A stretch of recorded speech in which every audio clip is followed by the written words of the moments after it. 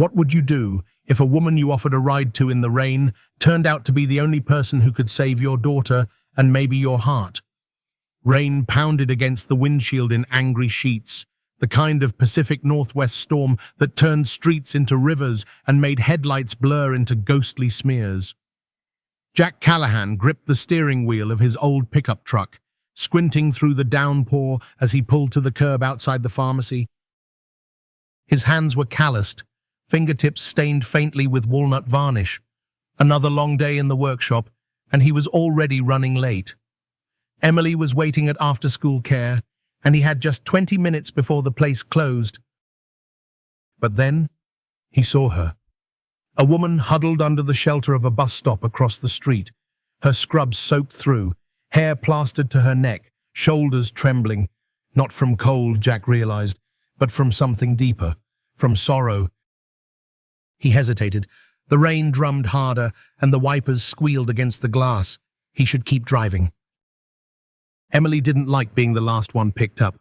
She never said anything, but Jack could feel it, the little drop in her smile, the way she clutched her backpack straps tighter. But something about this woman rooted him in place. She sat upright, despite the downpour, dignity woven into her posture even as silent tears streaked her face. She didn't look lost. She looked like someone who had been found and discarded. Jack rolled down his window, wincing as cold rain splashed in. "You need a ride?" he called. The woman turned slowly, as if emerging from underwater. Her eyes met his, dark, intelligent, exhausted. Not just tired from a long shift, tired from fighting battles no one else could see. He expected her to say no, to wave him off with suspicion or a tight smile. Instead, she nodded. She climbed into the passenger seat, water dripping from her scrubs, her canvas bag clutched to her chest like armor. Jack reached across and turned up the heater, which hummed inefficiently but earnestly, like everything else in his life. "I'm Jack," he offered, eyes flicking to the road. The woman hesitated. "Ava," she said finally, "thank you." Silence settled between them. The kind of silence that wasn't awkward, just unfamiliar. Jack glanced at the clock. Still 15 minutes. He could make it if traffic stayed light. "Where to?" he asked. "Just downtown." "Near the hospital." He nodded.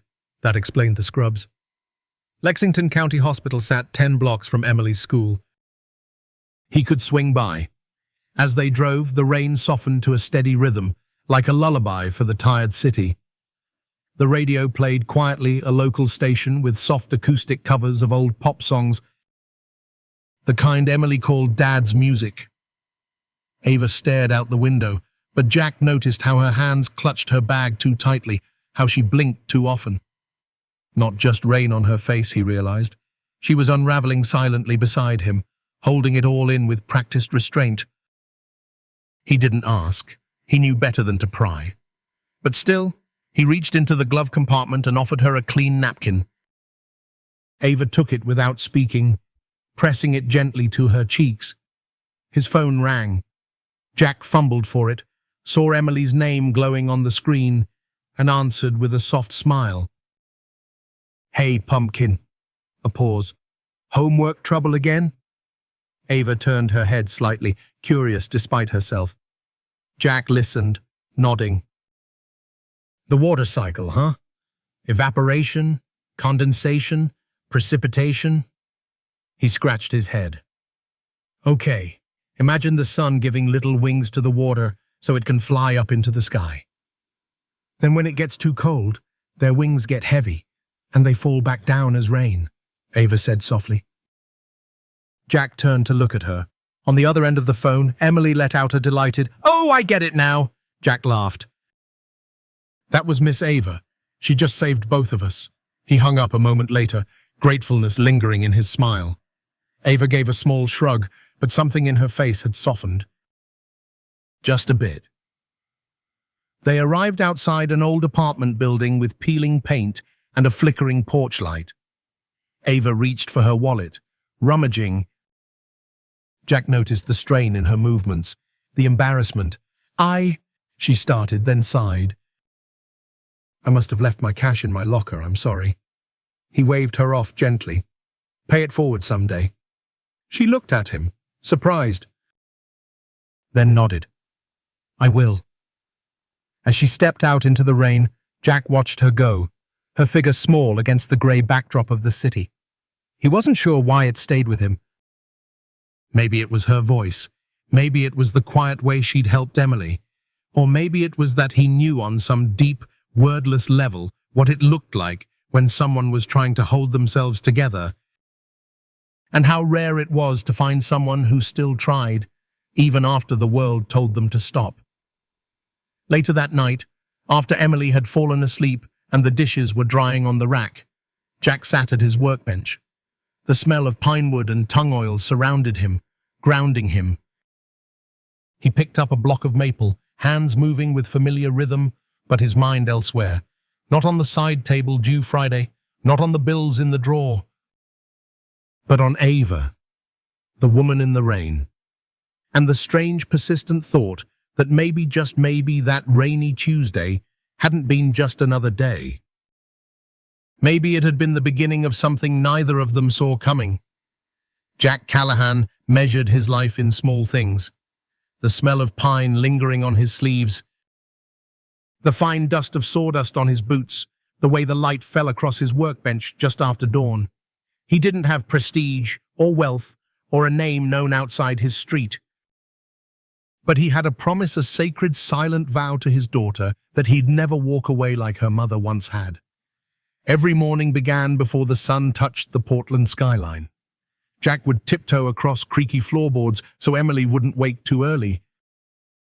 He made coffee strong and oatmeal with too much brown sugar, just the way she liked it.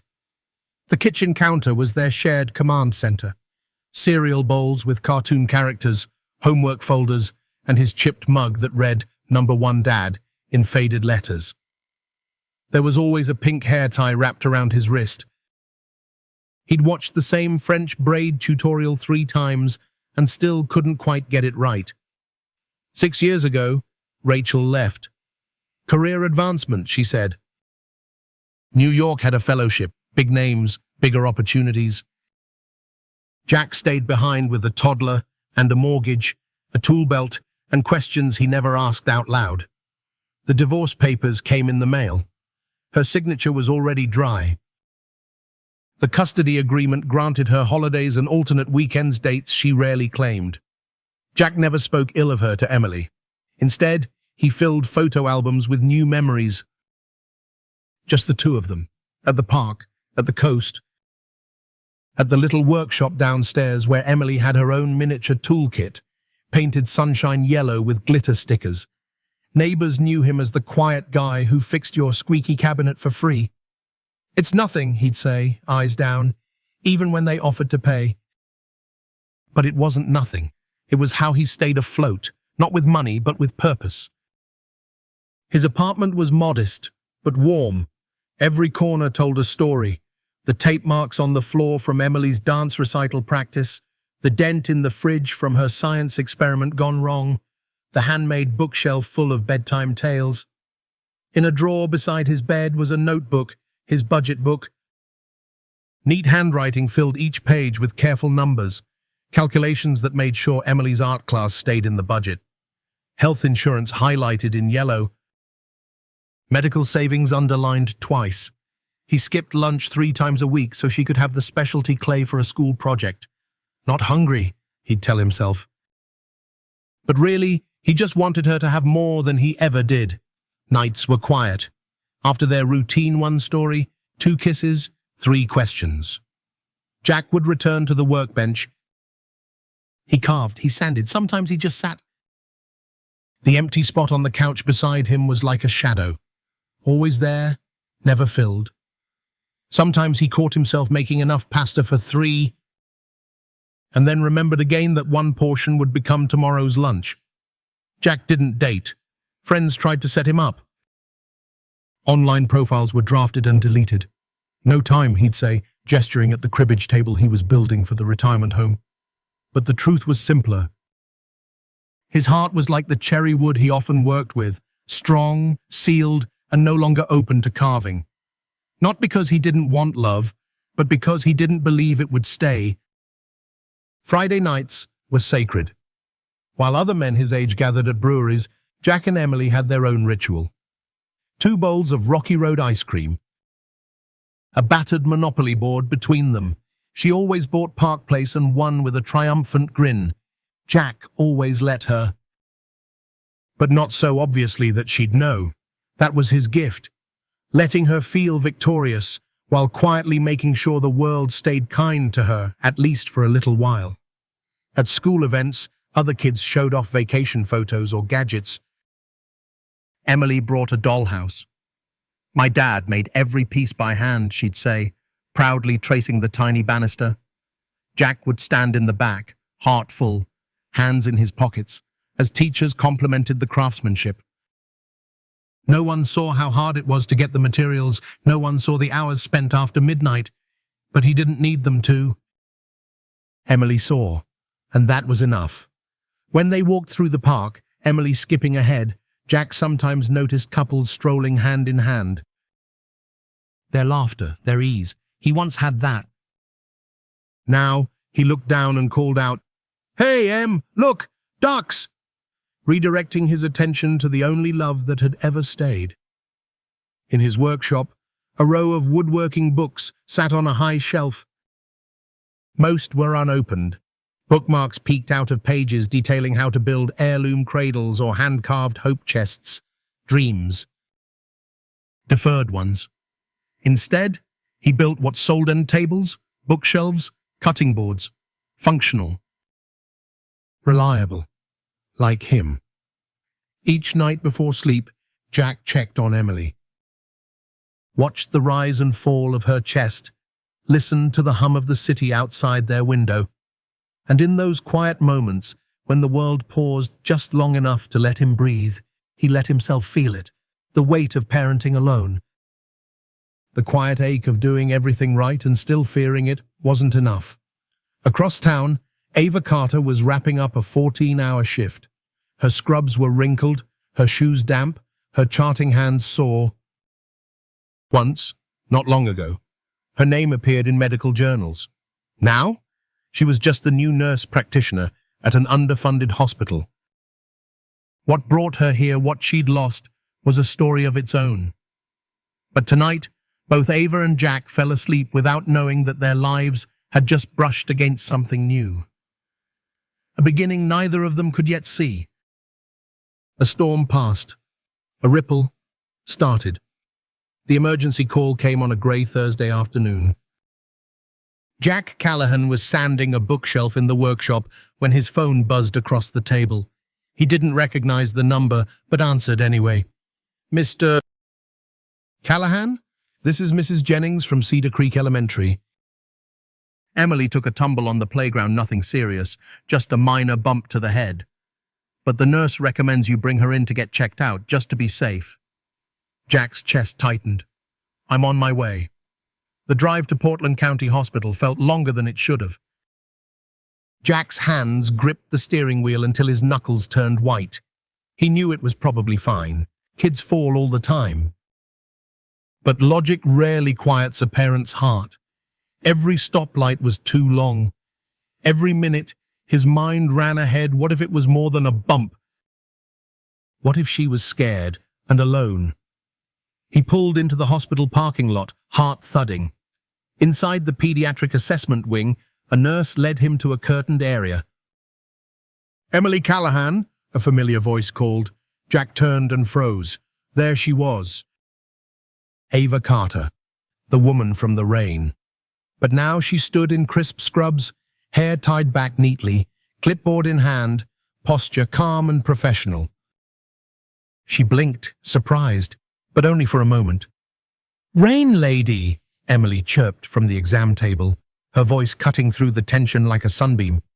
Jack let out the breath he didn't know he'd been holding. Ava smiled gently, moving to Emily's side. "Hey there, looks like we meet again." She knelt to Emily's level, explaining what she was doing step by step. "This is just a little light. I'm going to check your pupils, okay? Tell me if anything feels weird." Emily nodded, unusually quiet now.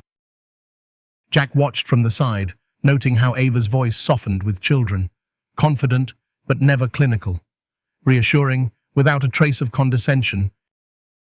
"She's going to be just fine," Ava said, turning to Jack. "No signs of concussion, but we'll observe her for a bit just to be thorough." Then to Emily, "And I hear popsicles help with bumps on the head. What's your favorite color?" "Purple. I'll see what I can do." She winked.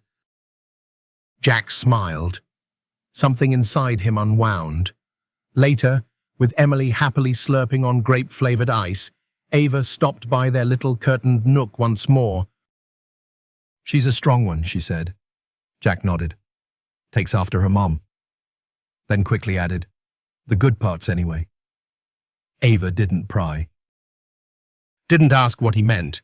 Instead, she handed Emily a sticker shaped like a glittery star. "Every brave patient gets one." When she turned to leave, Jack surprised himself. "Hey, thanks again, for today, and for the rain." Ava gave him a look somewhere between amused and curious. "You're welcome. I guess the universe really likes bumping us into each other." Jack chuckled, apparently. 2 weekends later, Jack and Emily were at the Saturday farmers market. Their booth sat near the edge, an arrangement of handmade cutting boards, small toys, and salt cellars. Emily had lined up her pine cone creatures, each with googly eyes and pipe cleaner limbs. Business was slow but steady.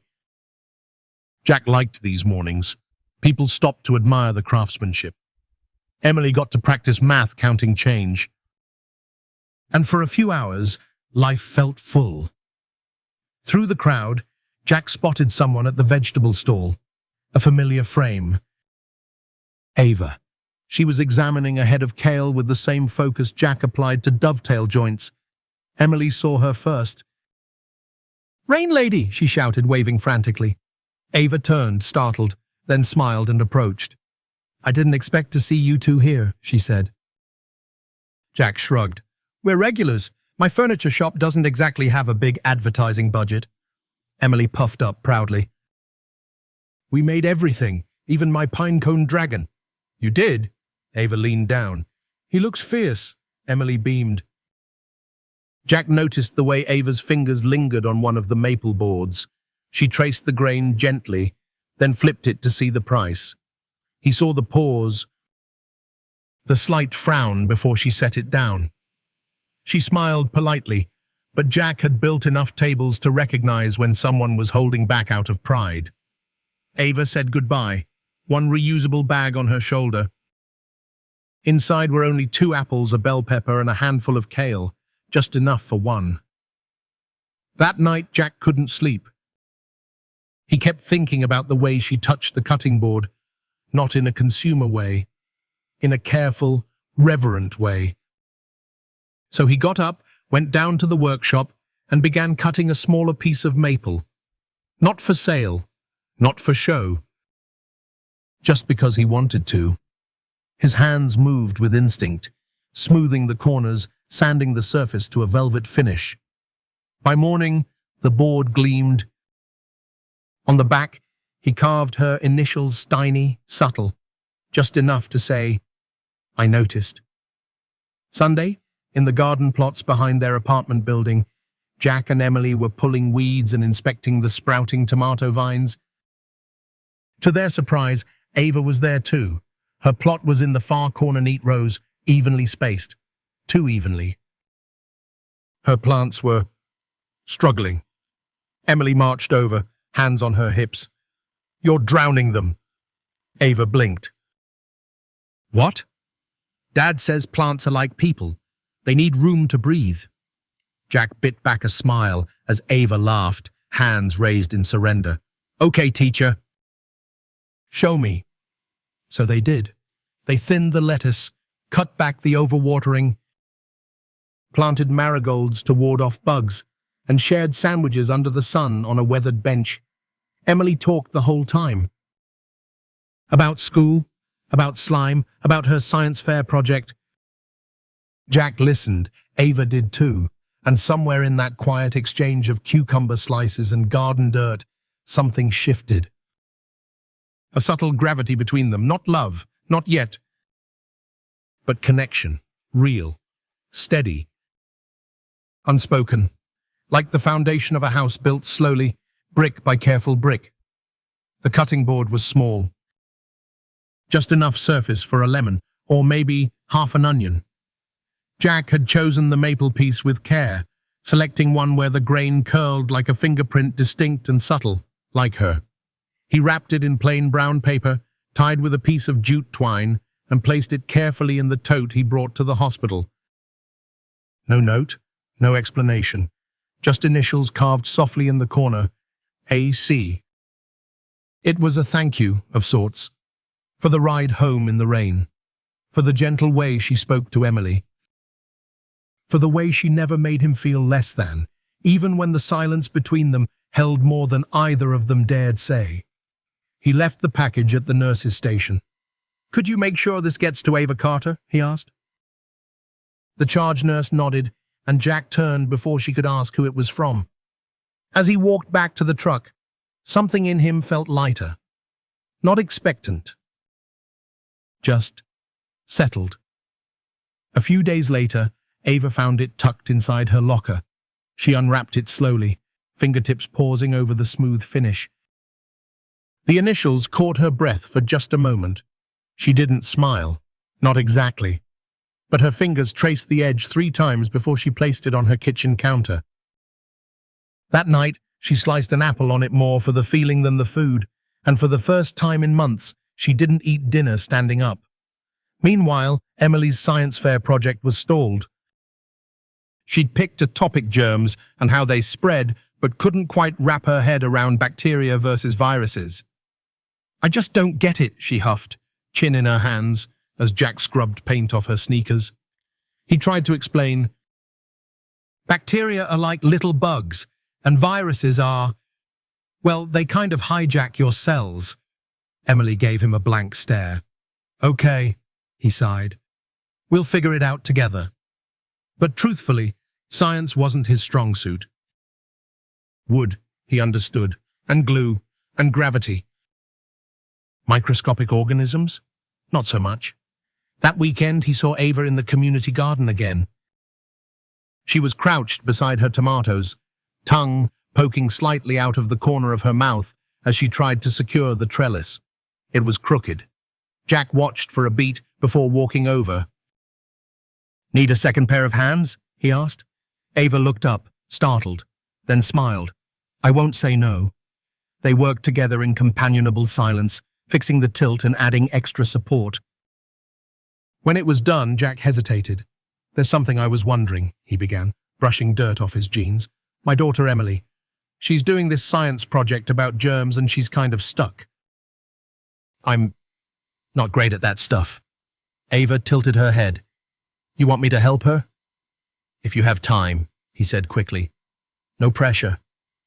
Ava thought for a moment, then nodded. "Tell her to bring glitter." Jack blinked. "Glitter? You'll see." That evening, their kitchen table became a miniature lab. Ava arrived with a Ziploc full of glitter, a bottle of hand soap, and a smile that Emily hadn't seen in a long time. They rubbed glitter on their hands, shook hands with each other, touched paper and doorknobs, and watched as tiny sparkles spread across every surface. "That's how germs travel," Ava said. "Bacteria multiply on their own. Viruses need a host, like little stowaways." Emily's eyes lit up. "That's so cool." Jack stood off to the side, watching the two of them laugh as colored water exploded from a homemade volcano of baking soda and vinegar. He couldn't remember the last time his kitchen felt that alive. Dinner happened organically. Ava had brought a few things just in case. A tomato, some leftover grilled chicken, a bunch of cilantro she didn't want to go bad. Jack added pasta, a jar of pesto, and by some miracle, garlic bread that didn't burn. They ate around the same table now, scattered with glitter and worksheets. Emily declared it the best dinner ever, her mouth full. Afterward, while she dozed on the couch under a blanket, Jack and Ava washed dishes in the quiet hum of evening. She's remarkable, Ava said softly, drying a plate. Jack nodded. She's everything. You've done an amazing job with her. The words hit him harder than he expected. He'd heard praise before, polite comments from teachers, nods from neighbors, but something about the way Ava said it clear, sincere, without agenda lodged in his chest. He didn't know what to say. So he just looked at her. And in that silence, something passed between them. Something that didn't need to be named. The next day, Jack had a delivery to make at the hospital, a custom bookshelf for the pediatric wing, part of a donation drive. He'd arranged it anonymously, not expecting recognition. As he wheeled it through the service entrance, Ava spotted him from the second-floor window and came down during her break. She brought coffee, black, no sugar. Somehow she just knew. They stood beside the cart, watching as hospital staff admired the craftsmanship. Ava picked up one of the books Jack had used to prop open the delivery door. Cherry versus walnut? Depends on what you want the piece to say. A pause. And what do you want it to say? Jack glanced at her, and for once, didn't deflect with a joke. Maybe that something simple, when made with care, can still last a long time. Ava nodded slowly, then handed him the coffee. Their fingers brushed. Just a second, but it lingered. That night, Jack found one of Emily's drawings under the truck seat. 3 stick figures at a table. A tall man with a beard. A little girl. And a woman with a ponytail. Above them, in purple marker, the words, "My family." Jack stared at it for a long time.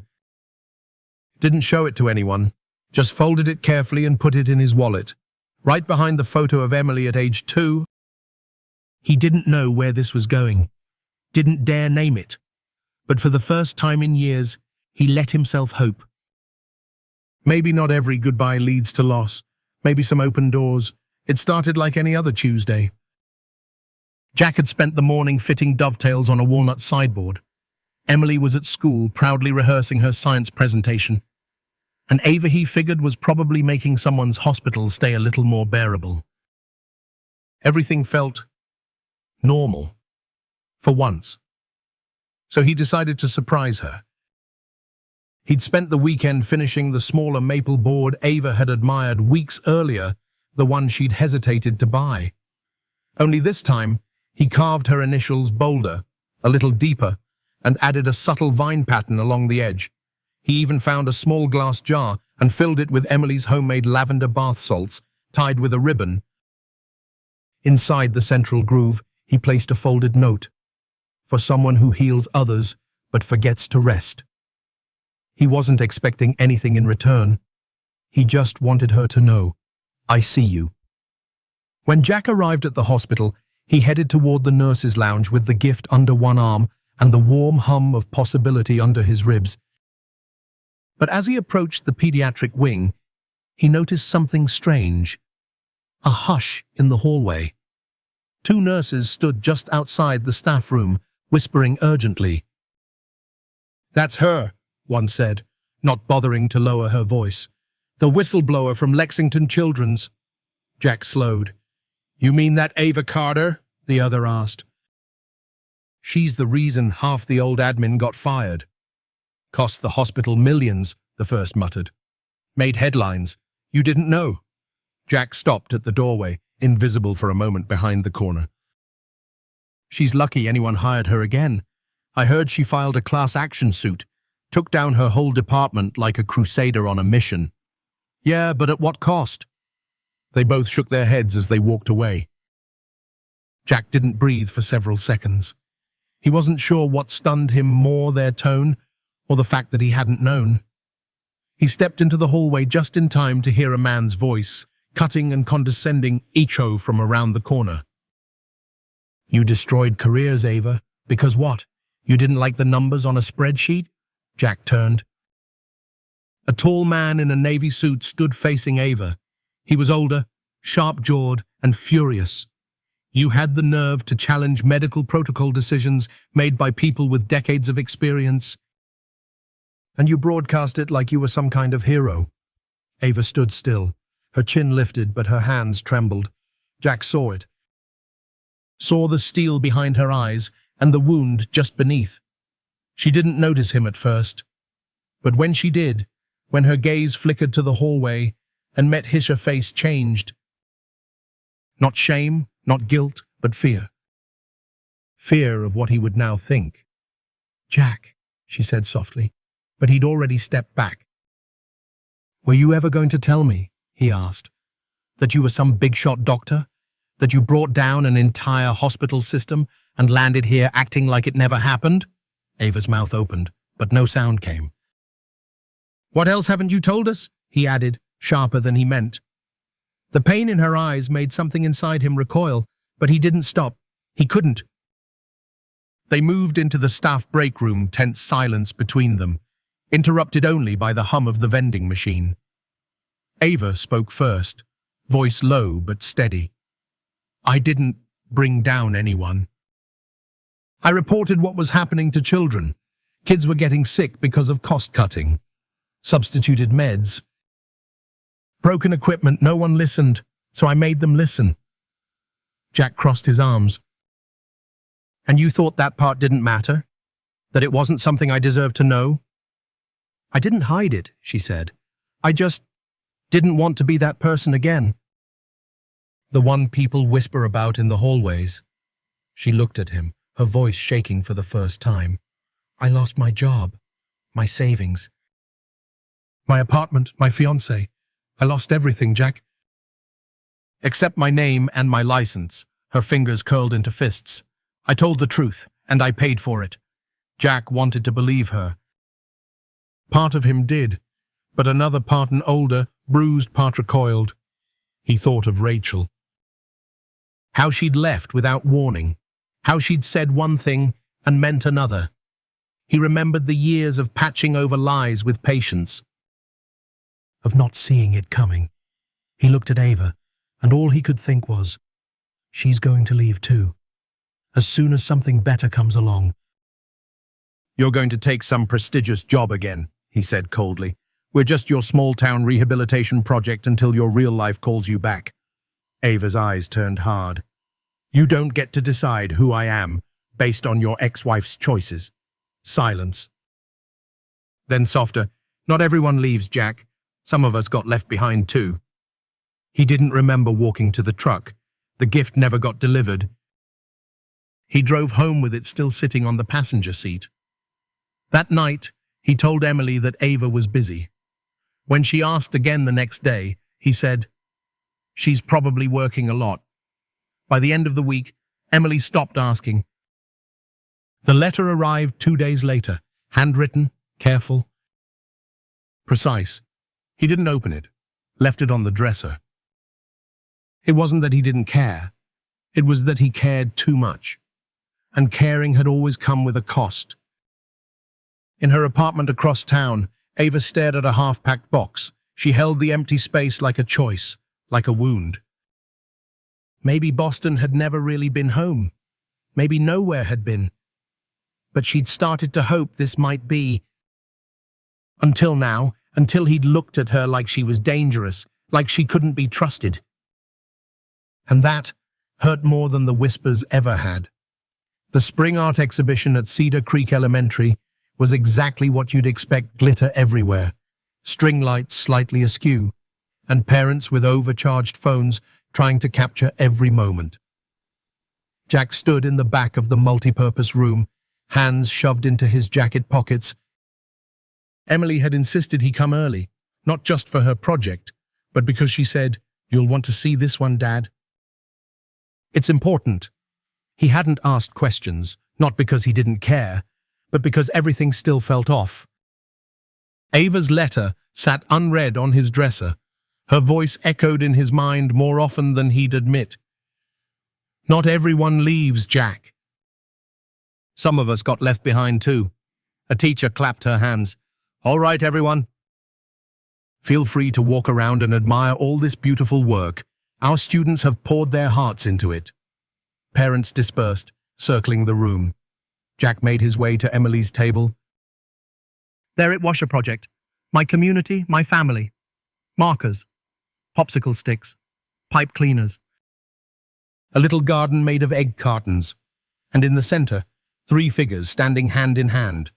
A tall man with a beard, a little girl with pigtails, and a woman in scrubs planting a flower.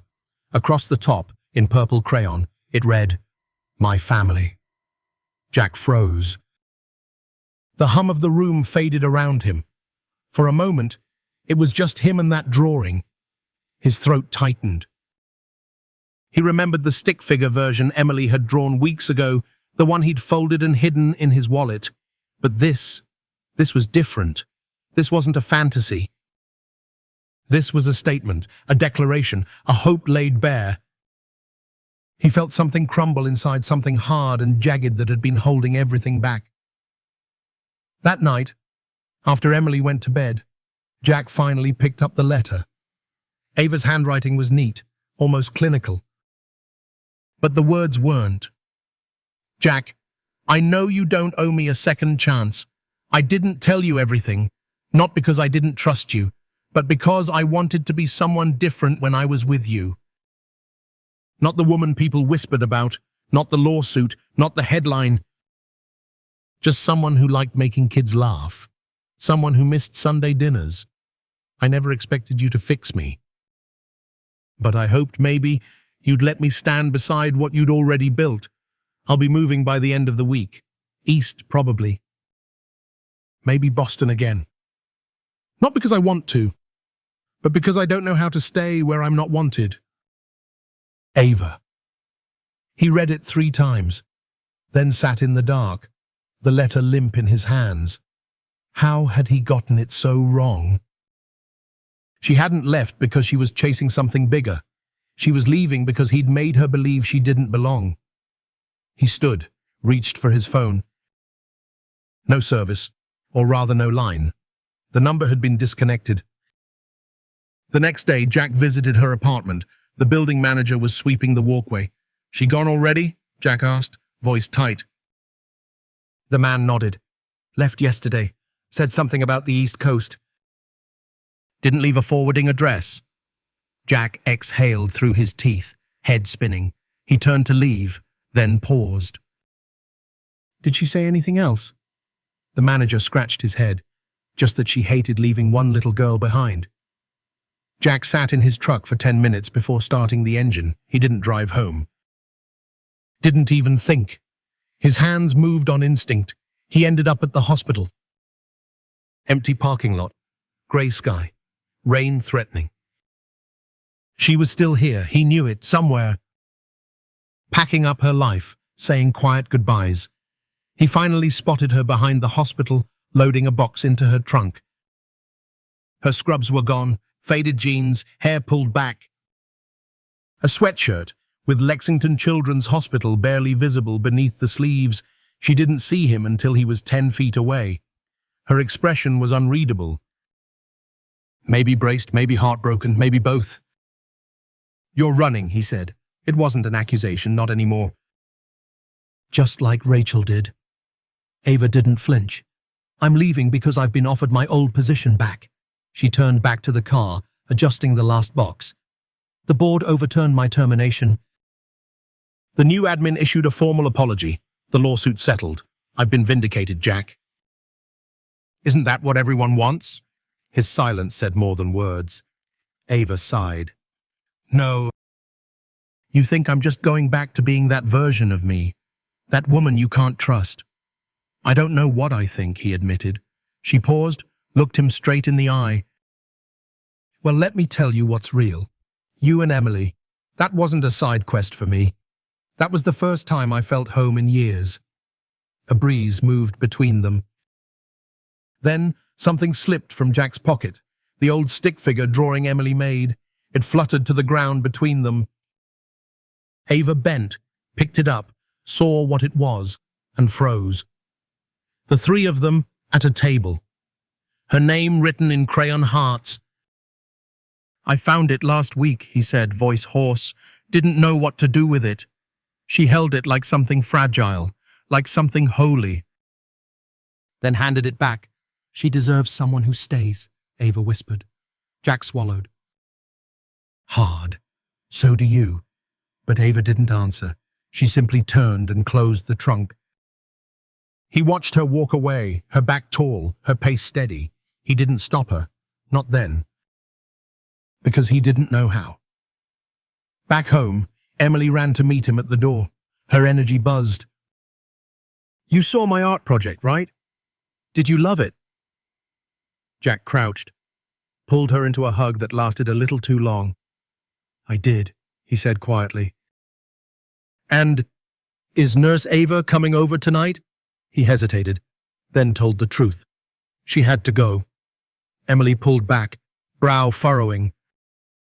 "Like, for how long?" "I don't know, kiddo." A beat of silence. Then Emily said something so simple, so true, that it broke him open. "She made us feel like a whole family." Jack tucked her into bed early that night, but sleep wouldn't come. He stared at the ceiling, at the empty couch, at the tiny homemade cutting board still sitting, untouched, in the paper bag. And for the first time since Rachel left, he wondered if love meant staying even when you're scared, even when it means forgiving yourself for needing someone else. It started with a fever. One of those sudden spikes that turns an ordinary Saturday into a quiet kind of panic. Jack noticed it just before bedtime. Emily looked pale, her usual bounce dulled, her forehead hot to the touch. He gave her medicine, waited, took her temperature again. 102.8. By midnight, it hit 103. She curled into him on the couch, flushed and shivering. "Dad, my head hurts," she whispered. That was all it took. Jack grabbed the emergency bag, threw on his boots, and carried her to the truck. The hospital was 15 minutes away. The drive felt like forever. The pediatric ER was overwhelmed. A weekend wave of flu cases and playground injuries. The triage nurse gave him a clipboard and an apology. "We'll get her back as soon as we can, sir, but it might be a while." Jack nodded, holding Emily tighter. She rested her head on his shoulder, silent now. Too silent. He rubbed her back, fighting the urge to beg anyone to move faster. Then he heard a name. Faint, almost like he imagined it. "Carter!" "Is that Ava Carter?" He turned. There she was, in navy scrubs. Hair pulled back, a stethoscope slung around her neck. She didn't see him at first. She was flipping through charts, speaking with another nurse, calm and efficient. Then she looked up and froze. Their eyes met. Her mouth parted slightly, but she didn't speak. Not yet. Because just then a nurse called. "Room 4 needs a PEDS consult, stat." Ava nodded and walked straight toward them. "Emily Callahan?" she asked, already scanning the chart in Jack's hand. He nodded, voice cracking. "Fever." She hit her head last week, seemed fine, but Ava was already checking Emily's vitals. Her tone was brisk but gentle. Professional. "I'm going to take her back right now. Possible meningitis, secondary to concussion. We'll do a lumbar puncture and start antibiotics immediately." Jack's heart dropped. "Meningitis? We don't know yet, but we're not going to wait to act." She touched his arm. "Just once. I've got her." He stood outside the exam room for 47 minutes, counting ceiling tiles, replaying every moment. Did he miss a sign? Was it the playground fall? Was it something he fed her? When Ava finally returned, her expression had softened. "She's stable.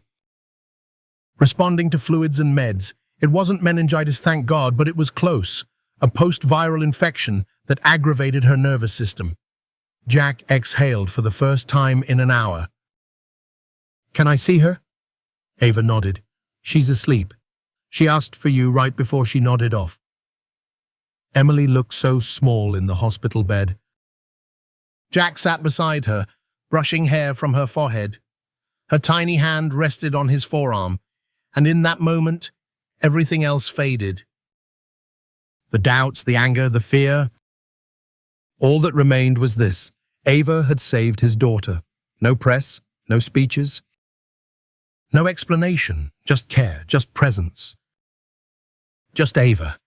Later, he found her in the quiet corner of the nurse's station, updating charts. "Thank you," he said, voice low. She didn't look up. "I took an oath, Jack." "I know," he replied, "but I still needed to say it." She nodded, eyes still on the screen. He hesitated, then asked the question that had haunted him since she stepped into that room. "You're still here?" "You didn't go back to Boston." Ava paused, then slowly turned to face him. "I turned it down." Jack blinked. "Why?" Her eyes met his. "Because I realized something. Success doesn't mean anything if I'm not where my heart is." She told him everything then. How the hospital settled, how they offered her position back, along with money, apologies, and a clear record. She declined. Instead, she used part of the settlement to start a patient advocacy fund, help for kids without insurance, legal protection for medical staff who speak up. "I couldn't stay in Boston," she said, "not even with the vindication." Jack looked at her, finally seeing all of it. Not the scandal, not the fallout, but the woman who folded origami cranes for sick kids, who helped a little girl understand evaporation with glitter, who stayed calm when everyone else panicked. "Why didn't you tell me?" he asked. She gave a sad smile. "Because I didn't want to be your charity case. I wanted to be something real, not someone you had to fix or forgive." Jack stepped closer. "I didn't want you to need me," he admitted, "because if you did, I'd start needing you back. And I wasn't sure I could survive that twice." Ava nodded. "I get it. But I was wrong," he continued, "about all of it." In the corner of the room, the monitor beeped steadily. Rain tapped gently on the hospital windows. Ava leaned against the counter. Jack looked down, then said something barely above a whisper. "Emily drew a picture of us, all three. She called it my family." Ava's lips parted, but she said nothing. Jack continued. "I found it again today, right before we left for the hospital. I'd forgotten it was in my wallet." He pulled it out, unfolded it carefully, held it between them, a crayon drawing of 3 stick figures, smiling, holding hands. A home drawn in the background, a sun in the corner, and beneath it, in bright purple ink, "This is where love lives." They stood in silence. Not afraid, not uncertain, just still. Together. Until a call crackled over the intercom. Ava glanced at the monitor. "I have to check on another patient." Jack nodded. But this time, when she walked away, she looked back. Just once. And smiled. Jack Callahan didn't believe in grand gestures. He believed in tools well cared for. In dovetail joints sanded smooth, in apologizing through work you shaped with your own hands. So when words felt too heavy, he turned to wood. Emily was the one who suggested it. They were sitting at the kitchen table, still surrounded by tissues and thermometers from her fever scare, when she asked, "Can we make something for Ava?" Jack looked up from his coffee. "Like what?" "A medicine cabinet," Emily said with conviction. "For her new place, the kind that opens just right and has little shelves, with space for her stethoscope and a secret drawer." Jack blinked. "That's very specific." Emily shrugged. "She helps people. She should have something made just for her." And just like that, the idea settled in his chest, like a seed. They worked on it for 3 days. After school, after dinner, Emily wore her yellow tool belt and serious face. Jack sketched, cut, sanded, and let her pick the stained cherry wood with a touch of maple inlay, warm and deep. They carved a small caduceus symbol on the front, the staff and wings smoothed by hours of careful detail. Inside, Jack placed a note, handwritten in the same careful print he used on furniture invoices. for the one who heals everyone else, from the two who needed healing too. Next to the note sat a small glass jar bath salts Emily had mixed herself, glittering with purple and gold flecks. A ribbon tied it shut. They didn't call ahead. Jack remembered Ava saying she'd moved across town to a slightly bigger apartment, still modest, still quiet. When they arrived, she was outside, helping an elderly neighbor carry groceries up the stairs. She wore jeans, sneakers, and a Boston Medical sweatshirt with the sleeves pushed to her elbows. Her hair was tied up, her face slightly flushed from the effort. She looked real. And when she saw them, Jack holding the wrapped cabinet, Emily bounding ahead with a folded drawing in hand, her mouth parted in pure surprise. "We made you something," Emily announced proudly, handing Ava the drawing before Jack could speak. Ava opened it carefully. 3 people. A house, a garden in bloom, and above it, scrawled in bright pink crayon, "Where love lives now." Her fingers trembled just slightly. Then Jack stepped forward. He held out the cabinet without speaking. Ava reached for it slowly, her fingertips tracing the carved edges like she was afraid it might vanish. "You lost everything standing up for what was right," Jack said quietly. "I almost lost everything being afraid to stand up for what matters." Ava swallowed hard, then opened the cabinet. Her eyes landed on the note and the tiny jar beside it. Her breath caught. She didn't cry, but her hand pressed to her chest like she needed to keep something from breaking open. She didn't say thank you. Didn't have to. Instead, she stepped forward and wrapped her arms around Emily first, then Jack. It wasn't a dramatic embrace. It was something better, steady, certain, earned. Emily tucked herself between them, still clutching the drawing, and for a long minute, they simply stood there. No one rushed to fill the silence, because silence had finally become a place where things grew. Inside, Ava placed the cabinet on the wall beside her bathroom mirror. The sunlight hit the wood just right, cherry and maple, glowing with intention. She touched the carving, then looked at Jack and said, "You used to be afraid of needing someone." Jack nodded. "And you?" "I used to be afraid I wasn't worth being chosen." He looked at her, serious and gentle. "You are." They cooked dinner together that night. Nothing fancy, just spaghetti, garlic bread, this time unburned, and salad Emily insisted needed rainbow carrots. While Ava stirred sauce, Jack dried dishes. Their movements intersected naturally, like they'd been doing this for years. Emily fell asleep on the couch mid-movie. When Jack moved to carry her to the spare bed, Ava touched his arm. "Leave her," she whispered. "She looks happy there." So they sat in the quiet, the soft flicker of TV light casting shadows across the room. "I thought I was doing the right thing," Jack said suddenly. "When I pushed you away, I thought I was protecting her from disappointment, from loss, from loving someone who might leave." Ava looked down at her hands. "I get that," Jack continued, "but I was really protecting myself. And she paid for it. We both did." A pause. "Can I do it differently this time?" Ava met his eyes. "You're already doing it differently." They didn't talk about labels, not yet. There was no "are we a couple" or "what comes next." Just a shared meal, a child asleep with a crayon-streaked cheek, and a handcrafted medicine cabinet on the wall. Later that week, Ava hung Emily's drawing on the fridge, right beside a photo of them at the garden plot, arms covered in dirt, grins wide. Every morning afterward, she looked at it as she packed her lunch for work.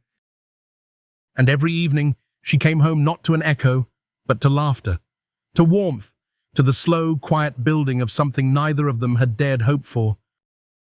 6 months passed like a slow blooming spring, no dramatic declarations, no fairy tale kisses in the rain. Just days stacked gently on top of each other, meals cooked together, homework done at the kitchen table, glitter still clinging to corners of the floor. Ava's laugh filling spaces that once echoed. Jack's quiet presence becoming something steady, predictable, comforting. And Emily bright, creative, fully herself, thriving in the kind of love that didn't have to be spoken aloud to be known. The apartment changed too, not in square footage but in feeling. Ava hung small shelves. Jack had made one in the kitchen for spices, one in the bathroom for candles and tiny plants. Emily's art migrated from a single section of the fridge to full gallery status on the hallway wall. Jack never said it, but every time he came through the door and saw a crayon sun with 3 stick figures underneath, something in his chest loosened. Sunday dinners became a ritual. Spaghetti night turned into lasagna night, then soup night, then whatever's in the fridge night. Sometimes it was just the 3 of them. Other times Mrs. Reynolds from upstairs joined, or the single dad down the hall brought his son and a peach cobbler that never made it past the first round. A community formed slowly, like soil healing itself, like roots learning to intertwine. Ava started volunteering at a free clinic across town. 1 night a week turned into 2. She didn't get paid much, but that didn't seem to matter. She came home glowing, not because she'd found success again, but because she'd redefined it. Jack added a corner to his workshop, just a small space, tucked in back, with shelves and a door that stuck slightly when it rained. It became Ava's clinic prep room. Medical books beside woodworking tools, sterile gauze beside screws. They called it the patch, for fixing what's broken and for starting again. Emily thrived in 3rd grade. She joined the garden club, won 2nd place in the science fair with her glitter germ demonstration, this time with labeled bacteria versus virus zones, and learned how to make blueberry muffins from scratch with supervision. Her favorite part of the week? Saturday mornings. Not cartoons, but heading to the community garden with her shovel and neon gloves. Ava's plot now overflowed with tomatoes, peppers, and herbs. She still overwatered occasionally. Emily still bossed her about it.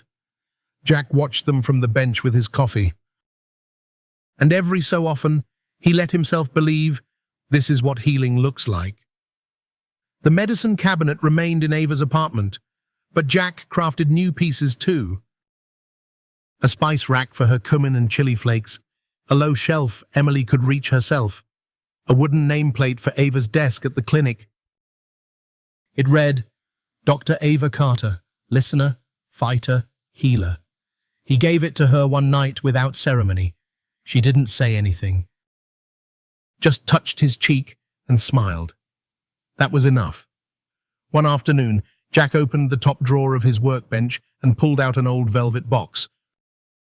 It held a ring, not new, not from a store.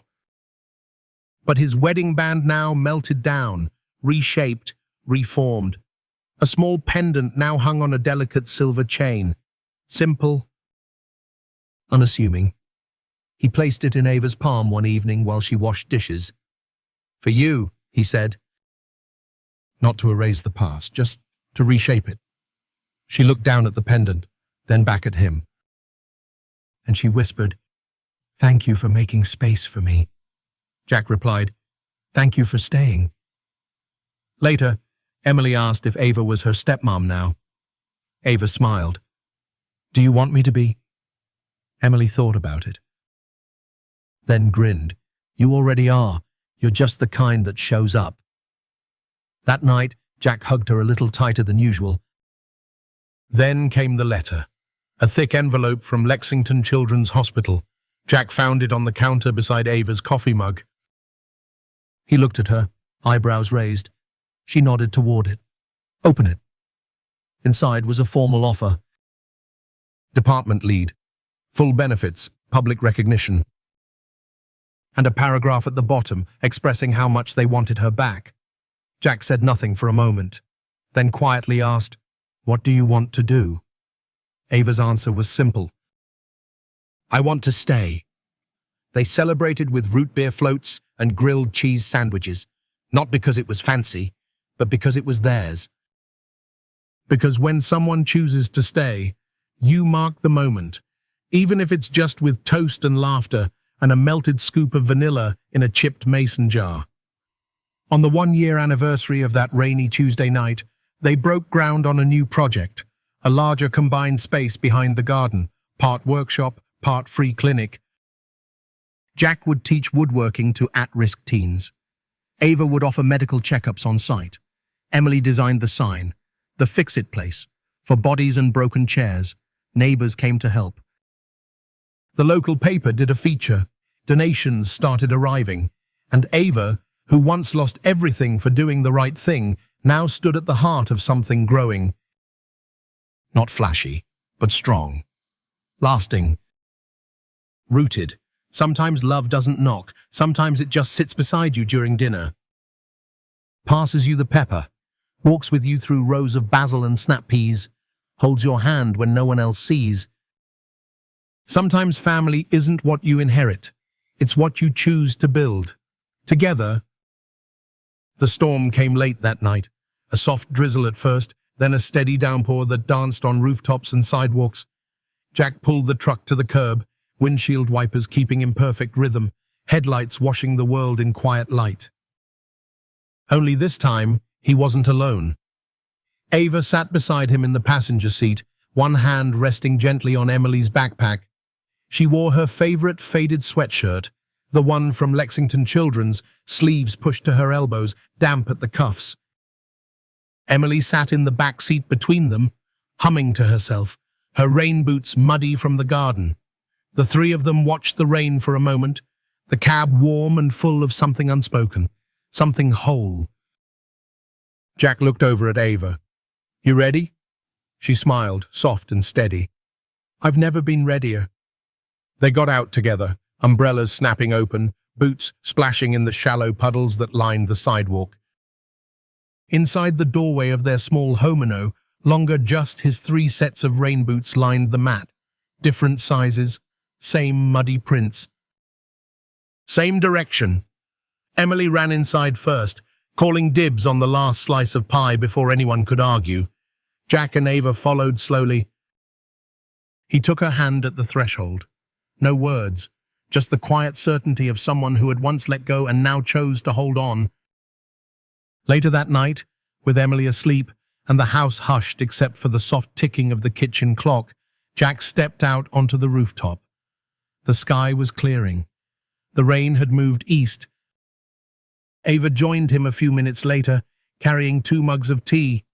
They sat side by side on the old garden bench he'd refinished just last month, legs covered in a blanket, shoulders brushing. Stars began to emerge between drifting clouds. "You remember the first night we met?" Jack asked. "In the rain?" Ava smiled. "I was crying under a bus stop. You looked more like you were holding the world up." She laughed once, quiet and real.